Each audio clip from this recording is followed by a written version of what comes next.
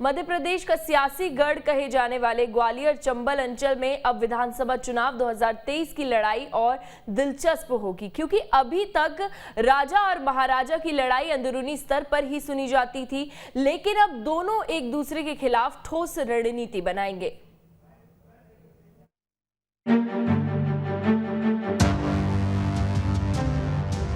ग्वालियर चंबल के दो दिग्गजों की सियासी लड़ाई किसी से छिपी रही है। अक्सर इस तरह की चर्चा सुनी जाती रही है कि दिग्विजय सिंह और ज्योतिरादित्य सिंधिया हर सियासी मोर्चे पर एक दूसरे को पटखनी देना चाहते हैं, लेकिन दोनों नेता एक ही दल में थे, इसलिए यह लड़ाई बाहर निकलकर नहीं आती थी। 2 दिन पहले भोपाल में पूर्व मुख्यमंत्री प्रदेश कांग्रेस अध्यक्ष कमलनाथ के घर पर हुई दिग्गज कांग्रेस नेताओं की बैठक के बाद यह तय हो गया है कि ग्वालियर चंबल में ज्यादातर सीटों की सियासी रणनीति अब दिग्विजय सिंह बनाएंगे, क्योंकि कमलनाथ ने अब महाराज के सामने राजा को जिम्मेदारी दे दी है। देखिए, मैं इतना कहना चाहूंगा कि उनका खुद गढ़ सुरक्षित नहीं है, तो इस अंचल की तो वो छोड़ दें। जनता सब जानती है।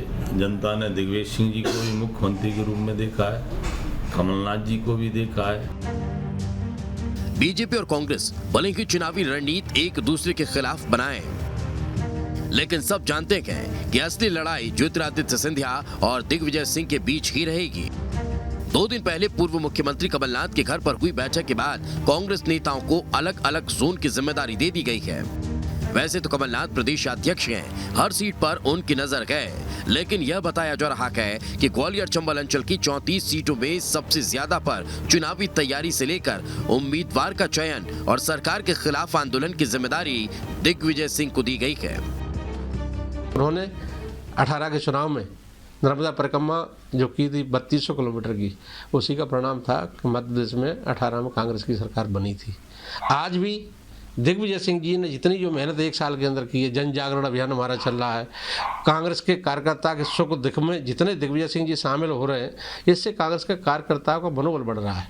और ये मनोबल आने वाले 23 के चुनाव में हर विधानसभा में कांग्रेस चुनाव जीतने की और राजा दिग्विजय सिंह जी, कमलनाथ जी के नेतृत्व में मध्य प्रदेश में फिर से सरकार बनेगी। आ सकते हैं, चूंकि दिग्विजय सिंह लीडर्स के और कार्यकर्ताओं के बीच में कोऑर्डिनेशन बिठाने में माहिर माने जाते हैं। इसी कारण उनको 2018 में जब कोऑर्डिनेशन कमेटी का हेड बनाया तो कांग्रेस ने मध्य प्रदेश में 15 साल बाद सत्ता में वापसी की। 2020 में ज्योतिरादित्य सिंधिया के पार्टी से जाने के बाद जब यहां 15 बाईपोल हुए तो उन बाईपोल में से 7 सीट्स पर कांग्रेस ने जीत दर्ज की। अतः कांग्रेस के लिए यहां एक बड़ा पोटेंशियल है।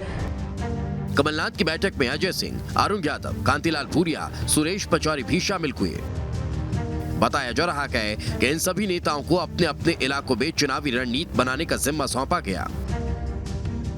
दिग्विजय सिंह मध्य प्रदेश के 2 बार मुख्यमंत्री रहने के साथ साथ प्रदेश कांग्रेस अध्यक्ष भी रहे हैं। ग्वालियर चंबल अंचल में सिंधिया के साथ बीजेपी में जितने भी कांग्रेस के नेता गए और उसके बाद जो बचे उनमें सबसे ज्यादा दिग्विजय सिंह के ही समर्थक हैं। 2 बार प्रदेश के मुख्यमंत्री रहे दिग्विजय सिंह ने वैसे तो पूरे प्रदेश में ही कार्यकर्ताओं की टीम खड़ी की, लेकिन ग्वालियर चंबल अंचल में उनकी टीम ज्यादा मजबूत मानी जाती है। और फिर वैसे भी दिग्विजय सिंह को सिंधिया के खिलाफ रणनीति बनाने में माहिर माना जाता है।